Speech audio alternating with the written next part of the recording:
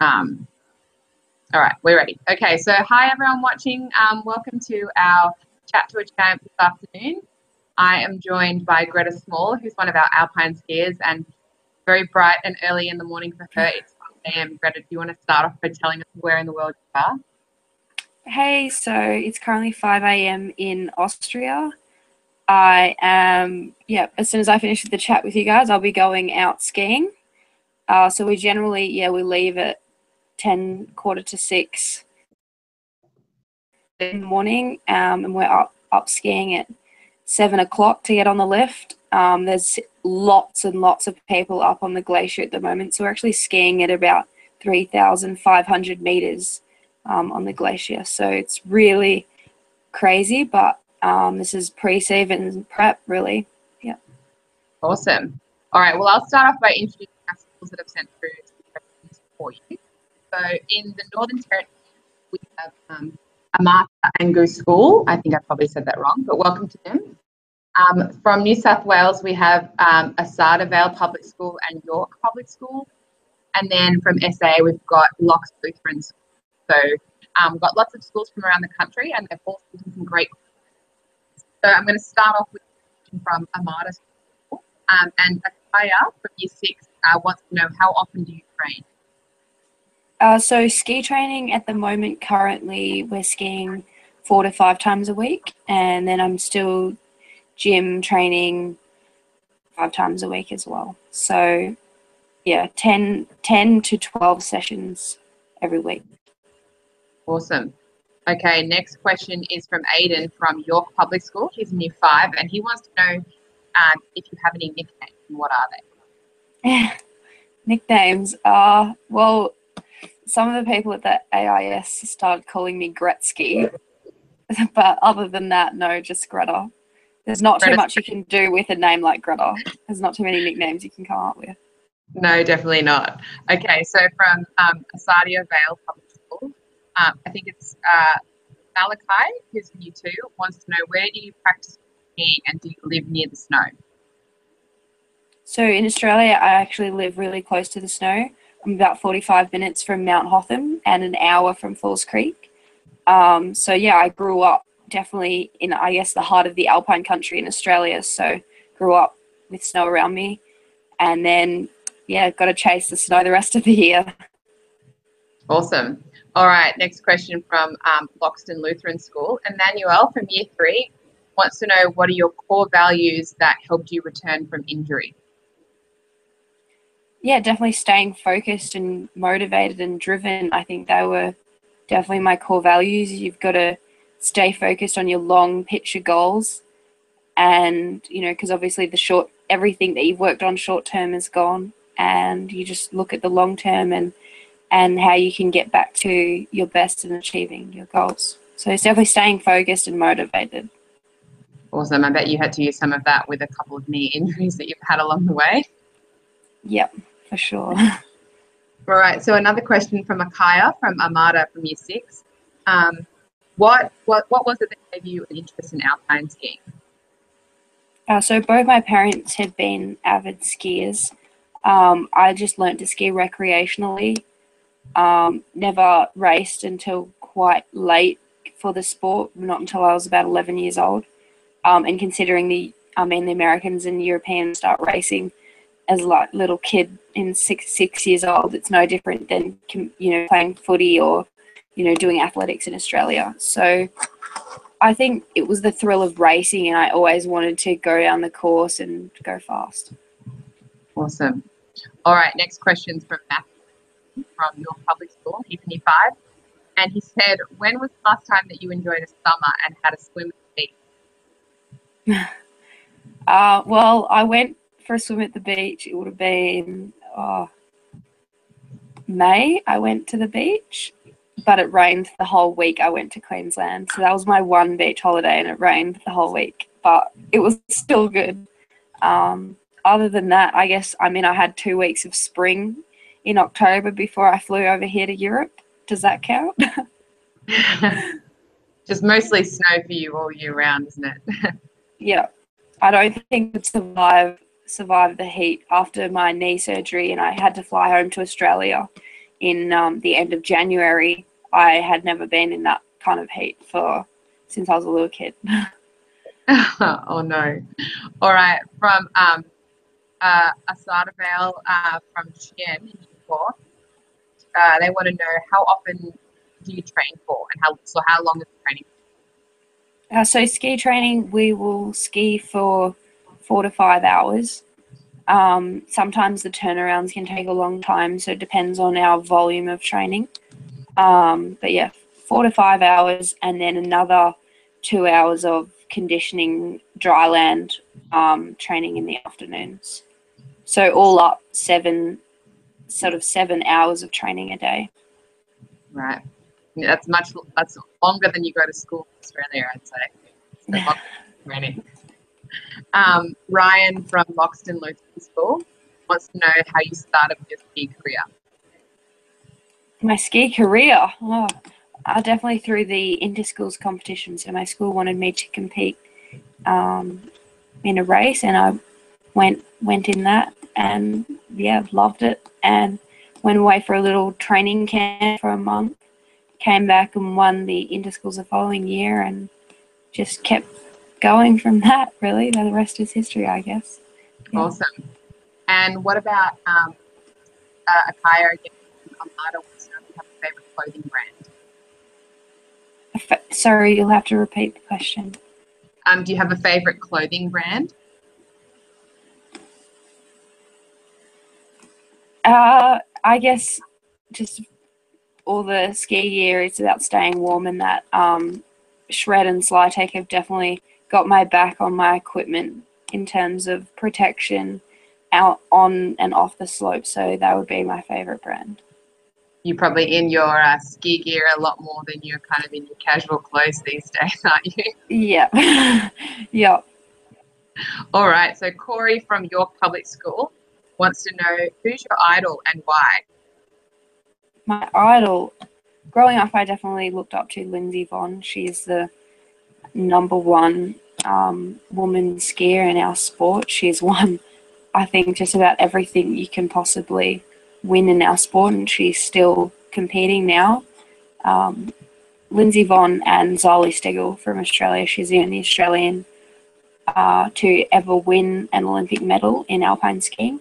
So thinking of Zali definitely reminds me that it is possible, and keep believing, keep working hard in your dreams, because, you know, she's done it before, and I know that I can repeat or better the same thing.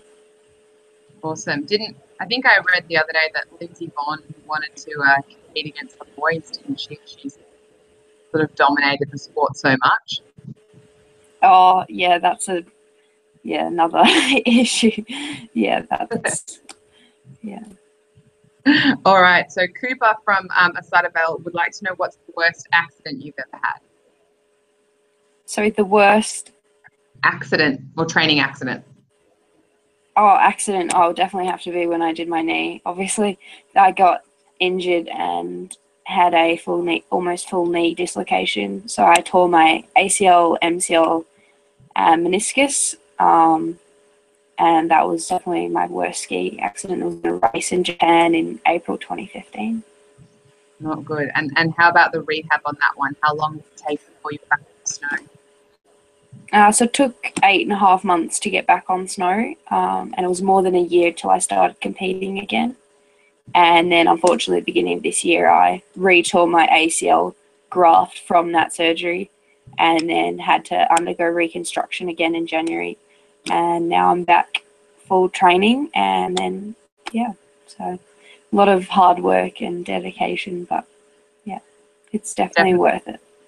Definitely. So the next question, which is from Clara at Loxton Local, kind of works in with injuries. She wants to know, what do you do when you begin to wobble? What do I do when I begin to? When you wobble or feel like you're going to fall over. Wobble.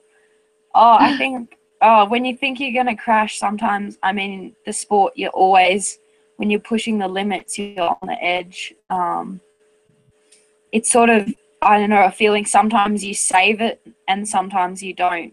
But definitely you always try and save a crash. and pull off a recovery move. But there's so many times that you think you're going to crash and you pull off a recovery move and don't. And other times, before you know it, you've hit the deck and you're a garage sale on the slope. Oh dear. Okay, so another question from Amada, which kind of works in with training and recovery. They want to know what your favorite type of protein that you take after your training sessions. Chocolate milk. I always love a good chocolate milk after training. That's always good. Yeah.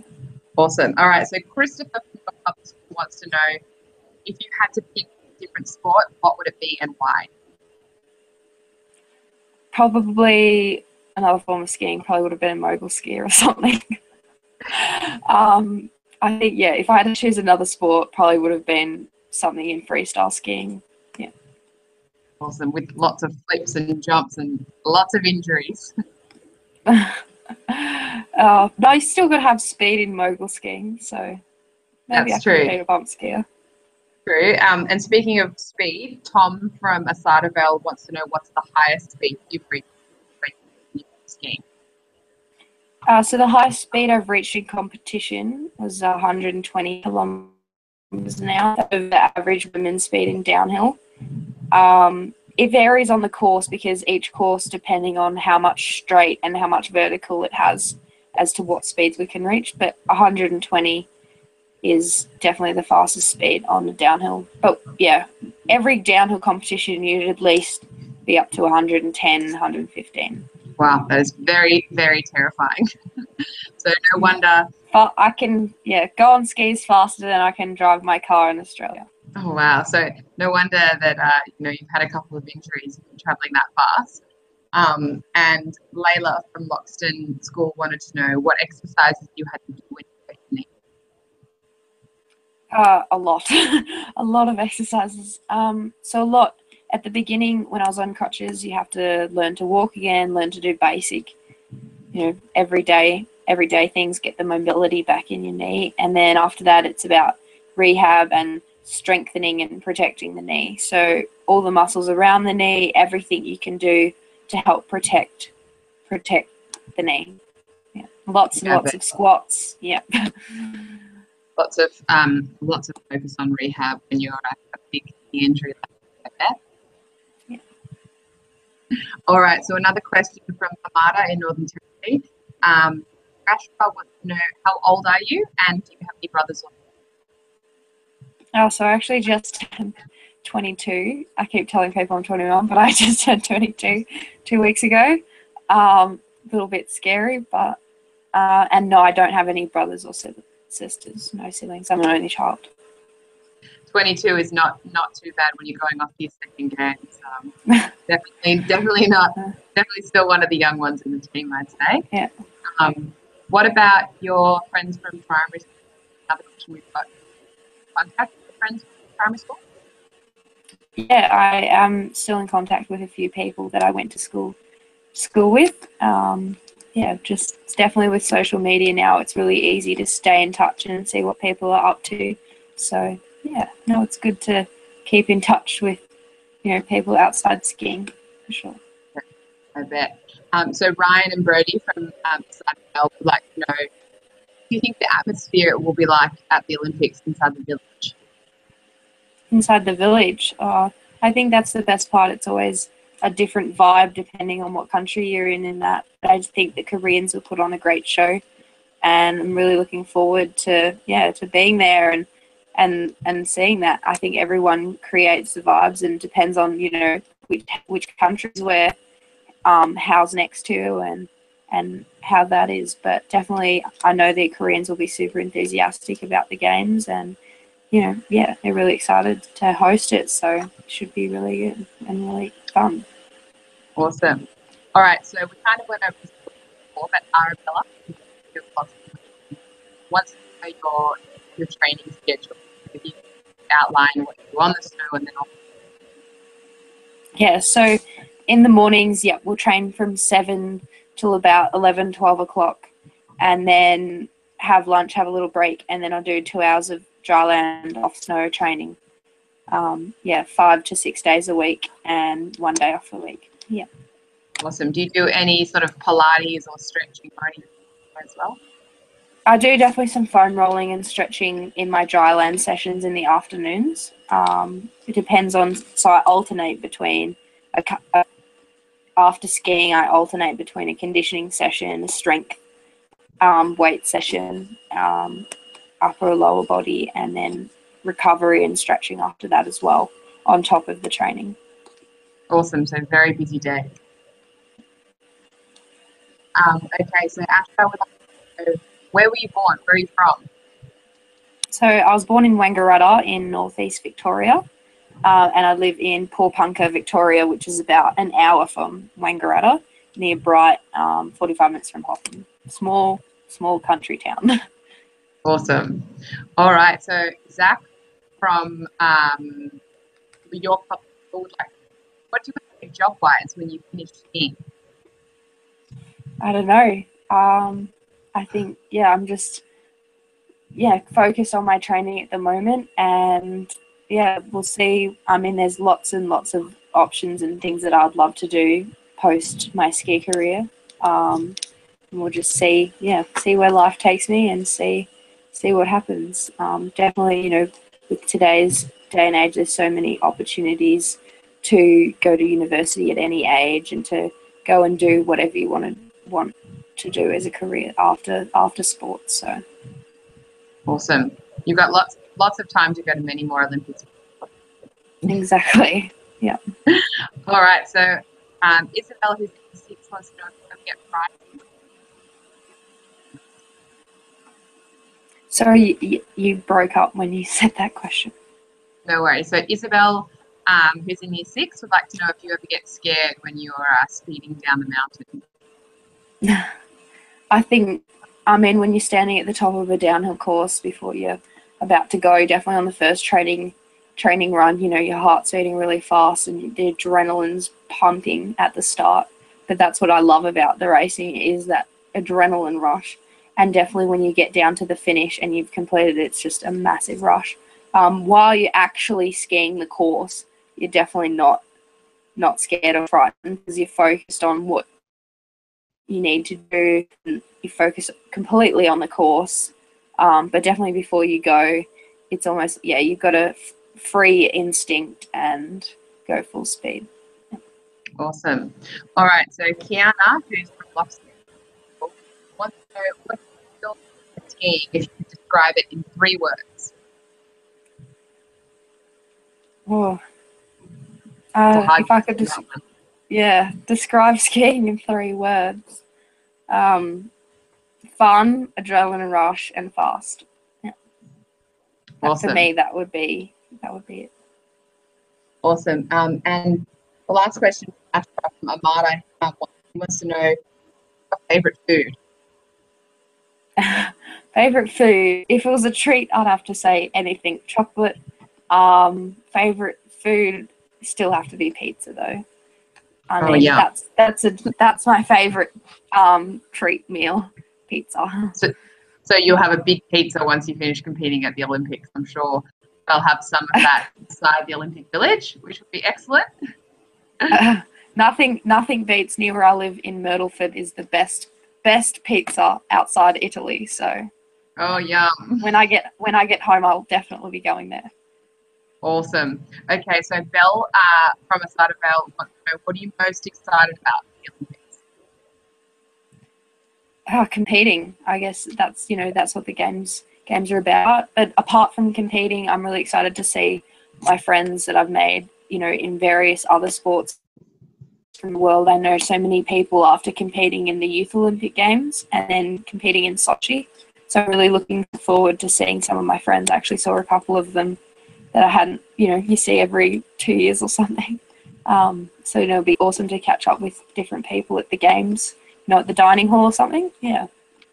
Awesome. And this next question from Josh, year 3 at Loxton, kind of the similar question. He said, what's it like competing with people at the Olympics? I think it's actually a really good vibe, because everyone's there. It's about everyone competing and coming together in sport. So it's definitely a different vibe than at the World Cup or World Championships, where it's super focused and everyone's very, very competitive. I mean, that aspect's still there at the Olympics, but everyone's a lot more relaxed. You know, it's an amazing once-in-a-lifetime experience. So, yeah, everyone's just really excited to be there, focused on your own event, but still having fun. Awesome. So this next question from Hayden from Asada, and this is I like this question a lot. They want to know, what's your favorite type of race? So maybe you could run us through all the events that you competed in Sochi. There were quite a few of them. Yeah, so I compete in 5 events. So the downhill, Super G are the 2 speed events, and then the giant slalom and the slalom are the technical events. And then there's also the combined event, which was my best 15th place in Sochi. So we'll see what events I compete in at PyeongChang, but definitely focused on the combined event being my more favourite event this season. And yeah, we'll see how it goes. But yeah, 5 events. It's like for winter sports, it's like the swimmers program in Rio. Awesome. Yeah. Very busy from the very beginning to the very end of the Olympics, but it's okay. You like to be busy. That's always good. So the last question that we have is from Kennedy from Loxton in Year 3. She wants to know, what's your fastest time and which mountain did you on? My fastest time? Oh, well, with skiing, the beauty of it is every day that you go out, it's totally different. So even if we're racing the exact same track, one day to the next day, or even within the same day, you can't compare times because the snow conditions change. I mean, that's the beauty of competing in a weather-based sport. On the hour, the snow changes. So, yeah, there's no record holding time. You can never compare times to the next day even. So it's a matter of exactly at that time on the race who got the fastest time. Awesome. So they're all the questions that right in, which is awesome. We've had a big variety there. So now I know you've got to head off the mountain and get training. But just before we go, I wanted to sort of, what are the next 4 months look like for you? Because it's 99 days to go in the opening ceremony when you'll be over in South Korea. So where are you going? What are you competing in between now and then? So still pre-season prep for another couple of weeks. And then I'm flying over to Canada in 2 weeks and then for some more training. And then hopefully that'll be my first start back on the tour in Canada. And then after those races in Canada, we fly straight back to Europe and start competing on the tour in Europe. So yeah, I think we go Canada, Switzerland, Italy, Austria, back to France, back to Italy. So yeah, very busy on the tour competing, hopefully before the games. And then yeah, we'll have a little block training just before the games. Awesome. Yeah, very busy, lots of traveling, lots of competing, but I'm looking forward to getting back into it after having the time off from my knee rehab. So really excited to get back and compete. Definitely. All right. Can you give our schools a big wave? Thanks to all our schools for sending in some fabulous questions. And they're going to ask you, next time they ask you some questions will be from inside the Olympics. That's very exciting. So your time today, Greta. Thanks so much, guys. And I look forward to talking to you from PyeongChang. Yeah. Awesome. Yeah. Thanks so much.